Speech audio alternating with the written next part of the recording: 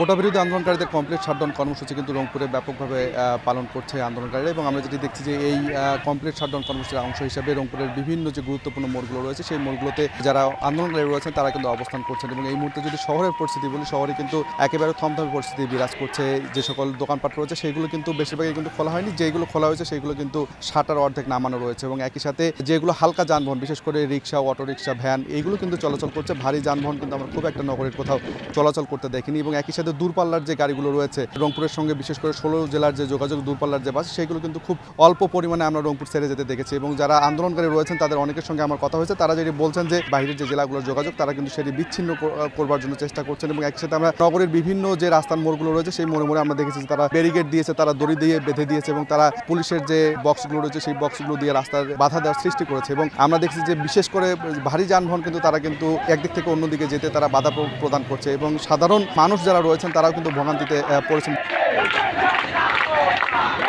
রংপুরের এই যে কর্মসূচিকে ঘিরে আইনশৃঙ্খলা পরিস্থিতির কথা যদি বিজিবি রয়েছে, র্যাব রয়েছে, পুলিশ রয়েছে, আনসার সদস্যরা রয়েছেন, তারা কিন্তু শক্ত অবস্থানে রয়েছেন এবং তারা কিন্তু আন্দোলনকারীদের বোঝাবার চেষ্টা করছেন এবং একই সাথে আন্দোলনকারী যারা রয়েছেন তারা কিন্তু বলছেন যে তাদের যে এই আন্দোলন কোটা বিরোধী আন্দোলন, এই কোটা বিরোধী আন্দোলনের যতক্ষণ পর্যন্ত সুষ্ঠু সমাধান হবে না সেই সুষ্ঠু সমাধান না হওয়া পর্যন্ত আসলে তারা মাঠ ছাড়বেন না, তারা ঘরে ফিরে যাবেন না। থামে না তো দাগ হয় কিভাবে? এই যে ভাবি দাগও যাবে রাগও যাবে, নিন চাকা সুপার হোয়াইট।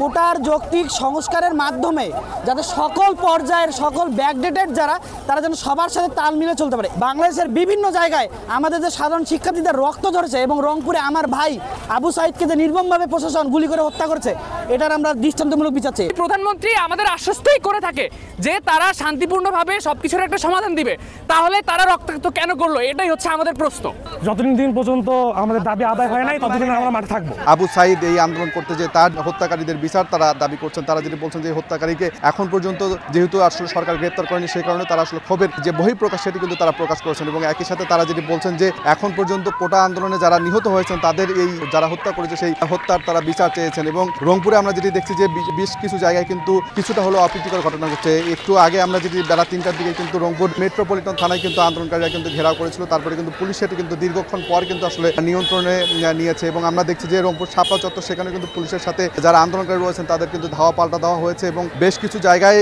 ধাওয়া পাল্টা দেওয়া হয়েছে এবং আন্দোলনকারী যারা রয়েছেন তারা কিন্তু মুহুর্মুহু স্লোগান দিচ্ছেন, কোটা বিরোধী স্লোগান। একই সাথে যারা নিহত হয়েছে সেই নিহতদের বিচারের দাবিতে তারা স্লোগান দিচ্ছেন।